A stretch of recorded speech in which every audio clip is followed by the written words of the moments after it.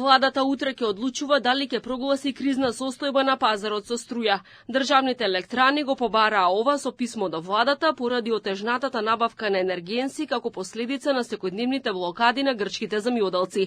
Министерката за енергетика Сања Божиновска уверува дека нема да има проблеми со снабдувањето со енергенси, доколку рек Битола не може да се снабди, односно да го доведе мазутот до македонска територија, ќе се активираат државните резерви. Тие се доволни за 47 денови. Божиновска сепак вели дека најавите се дека граничните премини со Грција, Доиран, Меджитлија и Богородица ќе бидат проодни за празниците. Нема да има никаква криза, за граѓаните тоа нема да значи ништо, бидејќи државата има резерви на мазут. Тоа значи дека ако знаете дека има протести со грците, значи има веќе повеќе од 50 дена неможност да се добави мазут, тоа значи дека државните резерви ќе ги снабдат СМ со мазут. Значи нема да има никакво влијание на снабдувањето. Постои мазут во државата, значи ако не го земат од Грција, ќе го земат од резервите. Ништо нема да има за граѓаните, никаков.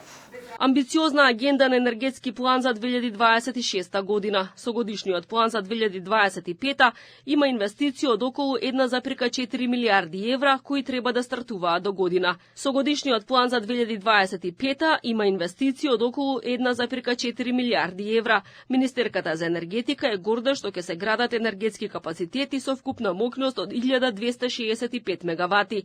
Заинтересираноста на инвеститорите за вложување во енергетски капацитети е голема и за 2026 пристигнале барања за изградба на објекти со вкупно 10.950 мегавати мокност. Поради големиот број на нови инвестиции, преносниот оператор МЕПСО ќе треба интензивно да работи на зајакнување на мрежата. Имаме фотонапонски 800 мегавати, хидроцентрали 15 мегавати, ветерни електроцентрали 426 мегавати и биомаса 11 мегавати, интегрирани складишта 93 мегавати и изолирани складишта 675 мегавати.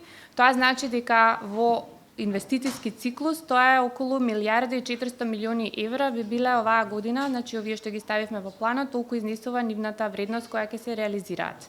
Интензивно се работи и на изградба на интерконекторот за газ со Грција, кој треба да биде готов во пролета 2027 година. Се разговара и овој интерконектор да продолжи до Србија во близина на Врање. Двете држави ги прават финалните подготовки за заеднички да побараат финансии за изградба од Светска банка.